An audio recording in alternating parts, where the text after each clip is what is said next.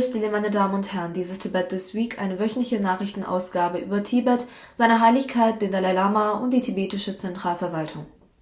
Werfen wir zunächst einen Blick auf die heutigen Schlagzeilen.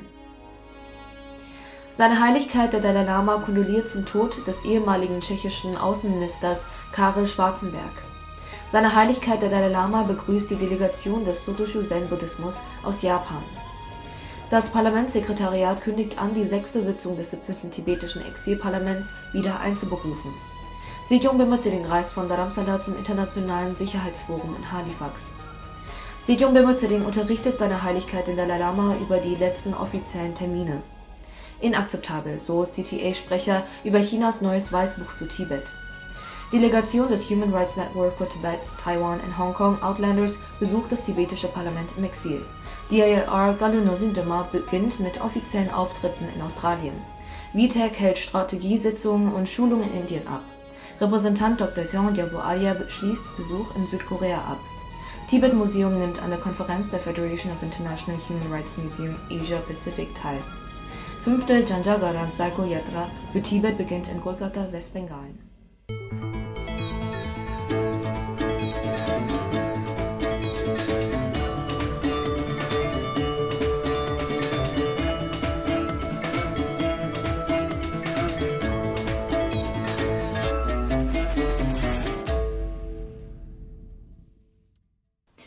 Am Mittwoch dieser Woche übermittelte seine Heiligkeit der Dalai Lama sein Beileid und seine Gebete nach dem Tod des tschechischen Politikers, Diplomaten und Staatsmannes Karel Schwarzenberg.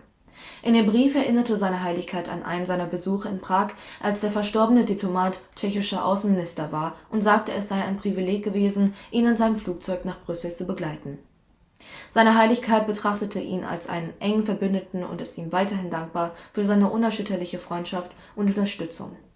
Khyentse Sonam Denpe, Sprecher des tibetischen Exilparlaments, sprach ebenfalls sein Beileid zum Ableben des ehemaligen tschechischen Außenministers Karel Schwarzenberg aus. Der ehemalige Außenminister verstarb im Alter von 85 Jahren nach langer Krankheit. Seine Heiligkeit, der 14. Dalai Lama, traf am Mittwoch in seiner Residenz in Dharamsala mit einer Delegation des Sotoshu Zen-Buddhismus aus Japan unter der Leitung von Pfarrer Hayashi Shue vom Jorinji-Tempel zusammen. Hayashi Shue, ein langjähriger Tibet-Unterstützer und Berater des Tibet-Japan-Büros, überreichte seiner Heiligkeit eine gemeinsame 7-Punkte-Erklärung, die im vergangenen September veröffentlicht wurde und in der China aufgefordert wird, die Verletzungen der Menschenrechte und der Religionsfreiheit in Tibet zu beenden. Später am Tag besuchte die Delegation die tibetische Zentralverwaltung, wo sie vom amtierenden Sejong Talam Döma Changra im Gascha-Sekretariat empfangen wurde. Die Delegation besuchte auch das tibetische Exilparlament und traf dort mit dem Präsidenten Khyentse Sonam Denpe und dem stellvertretenden Präsidenten Döma Tshering Delkhang zusammen. Die 16-köpfige Delegation wurde von Repräsentant Hayashi Shue, Berater der überparteiischen Vereinigung von Mönchen und Laien, die für den Frieden in Tibet beten und handeln, geleitet. In einer gestern vom Sekretariat des Parlaments veröffentlichten Mitteilung wird die 6. Sitzung des tibetischen Exilparlaments vom 25. bis 29. Dezember 2023 mit den restlichen Geschäften der Allgemeinsitzung, die am 4. Tag verschoben wurde, stattfinden. Das Sekretariat des Parlaments gab am 28. September bekannt, dass die Sitzung verschoben wurde, da das erforderliche Quorum für die Konstituierung der Sitzung nicht erreicht wurde. Das Parlamentssekretariat gab außerdem bekannt, dass die 7. Sitzung des 17. tibetischen Exilparlaments vom 14. bis 30. März 2024 für 15 Tage stattfinden wird. Am Mittwoch dieser Woche ist Sejong Bema Tshering von der tibetischen Zentralverwaltung nach Kanada abgereist, um vom 17. bis 19. November am Internationalen Sicherheitsforum in Halifax teilzunehmen. Es ist geplant, dass Sejong die Hauptrede auf dem Forum hält.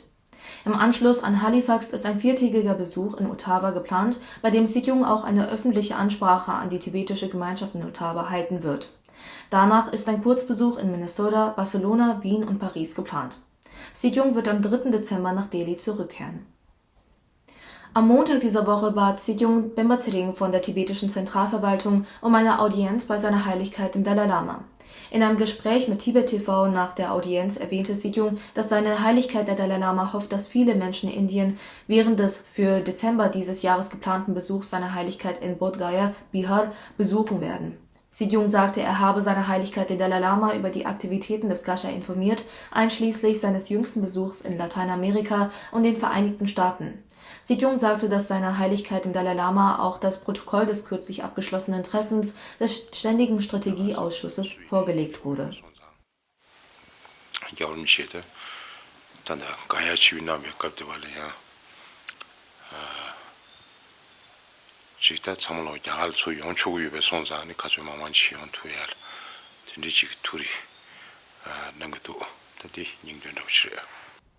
Dingse Liqi, der Sprecher der zentralen tibetischen Verwaltung, wies das kürzlich von der Kommunistischen Partei Chinas veröffentlichte sogenannte Weißbuch über Tibet zurück. Dingse Liqi bezeichnete das Papier als voll von Lügen, Fehlinterpretationen und Missverständnissen und daher als inakzeptabel. The striking thing is the absence of Tibet. And all through the documents, they only narrate about Xizang. So it's very confusing, first thing, because all through the time, in all the official white papers, which since the Chinese occupation of Tibet, they had established more than around 14, 15 white papers on Tibet.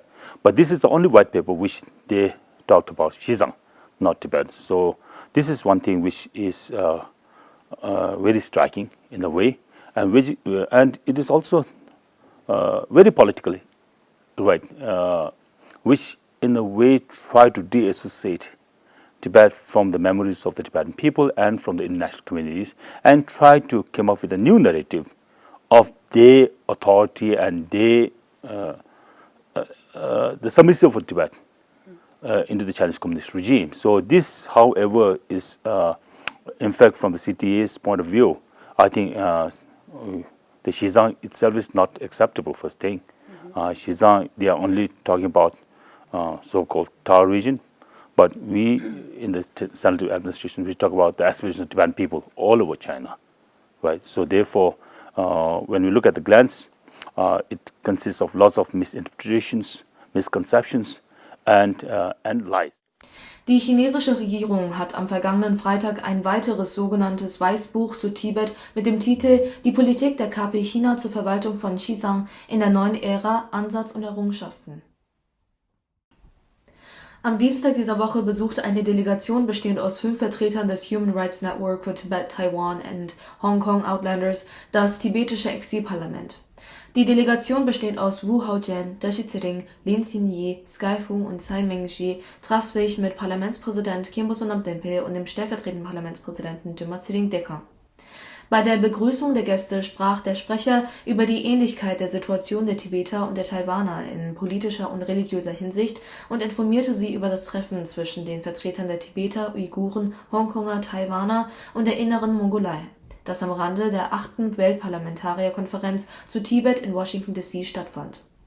Die stellvertretende Sprecherin berichtete von ihrer jüngsten offiziellen Reise nach Deutschland, wo sie die Gelegenheit hatte, die zentrale tibetische Verwaltung, eine einzigartige demokratische Einrichtung der Tibeter im Exil, die von seiner Heiligkeit dem Dalai Lama gestiftet wurde, vielen geschätzten Beamten vorzustellen.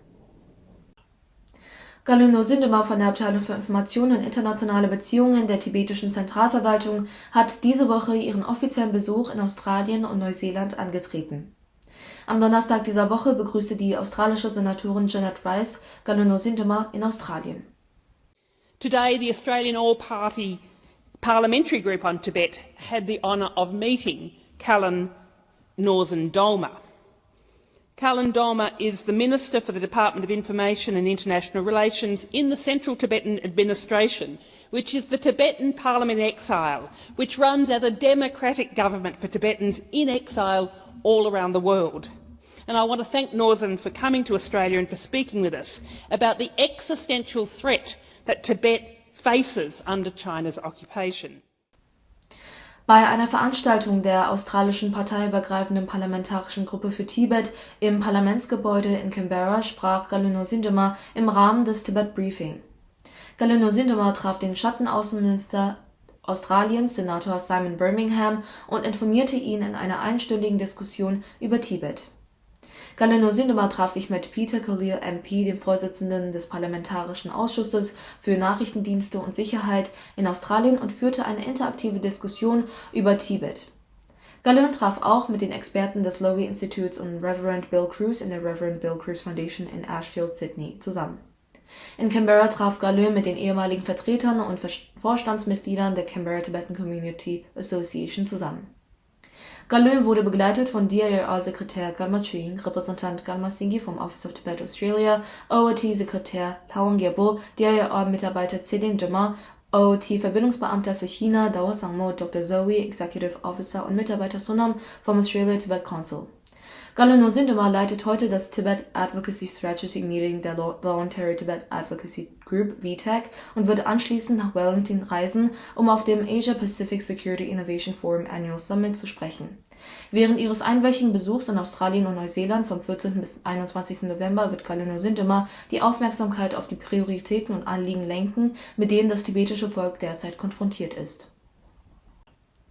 Am Montag dieser Woche veranstaltete die Abteilung für Information und internationale Beziehungen der tibetischen Zentralverwaltung ein dreitägiges Strategietreffen und Training der VTAG Indien in der Administrative Training and Welfare Society in Dharamsala.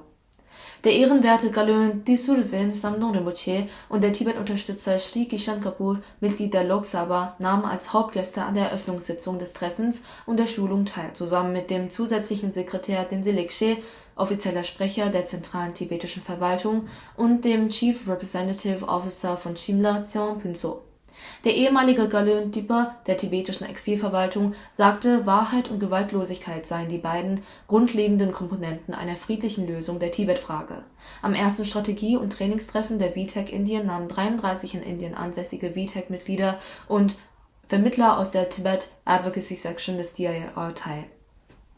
Der Repräsentant Dr. Tseon Gyabo Arya des Verbindungsbüros Seiner Heiligkeit des Dalai Lama für Japan und Ostasien besuchte Südkorea für einen 10-tägigen offiziellen Besuch vom 1. bis 10. November dieses Monats. Ziel des Besuchs war es, der südkoreanischen Öffentlichkeit und den Sangha-Mitgliedern für ihre anhaltende Unterstützung der tibetischen Sache zu danken, nachdem die Reisebeschränkungen aufgrund von Covid-19 so lange anhielten, und die Freundschaftsbande weiter zu stärken und die tibetische Gemeinschaft in der Region zu stärken. Der Repräsentant Dr. Arya besuchte während seiner Südkorea-Reise mehrere Orte, an denen tibetische Mönche Lehrzentren eingerichtet haben. Er traf sich mit den Äbten, Mitarbeitern und Anhängern und informierte sie über die Tibet-Frage. Das Tibet-Museum nahm an der Jahreskonferenz 2023 der Federation of International Human Rights Museum Asia Pacific in Taipei, Taiwan teil. Der Direktor des Tibet-Museums, Denzil Dobden, sprach über die Verbreitung des Bewusstseins für Tibet und seine Bedeutung sowie über die schlimme Menschenrechtslage in Tibet, wobei er insbesondere auf die Welle der Selbstverbrennungen einging und schließlich das Tibet-Museum bei der Verfolgung von Menschenrechtsverletzungen in Tibet erwähnte. An der Konferenz nahmen Experten und Wissenschaftler aus Australien, Japan, Tibet, Thailand, Indonesien usw. teil, die ihre Erfahrungen und Ansichten darüber austauschten, wie Museen und Menschenrechtsorganisationen das Bewusstsein für die Menschenrechtsfrage auf vielfältige Weise fördern können. Sandesh Meshram, auch bekannt als Samdeh Yishi, ein langjähriger Freund Tibets, der derzeit als einer der regionalen Einberufer der Core Group for Tibetan Cause India fungiert und auch Mitglied der India-Tibet Friendship Society Nagpur ist, startete seine 5. Janjagadan Cycle Yatra mit der Botschaft Free Tibet Save India, einschließlich der Kampagne für die Freilassung des tibetischen Umweltschützers und Philanthropen Karma Samdub am 5. November in Calcutta, Westbengalen. Das Hauptziel der Fahrradtour ist es, die indischen Massen auf Tibet und die kritische Situation in Tibet unter der Unterdrückungspolitik des kommunistischen chinesischen Regimes aufmerksam zu machen. Die 5. Janjagadan Cycle Yatra beginnt in Calcutta, Westbengalen und führt über eine Strecke von ca. 2500 Kilometern durch Städte und Ortschaften in Westbengalen, Jharkhand, Bihar, Uttar Pradesh, Madhya Pradesh, Rajasthan, Haryana und Delhi und endet am 10. Dezember 2023 in der nationalen Hauptstadt Neu-Delhi. Ich danke Ihnen vielmals für Ihre Aufmerksamkeit. Auf Wiedersehen und bis nächste Woche.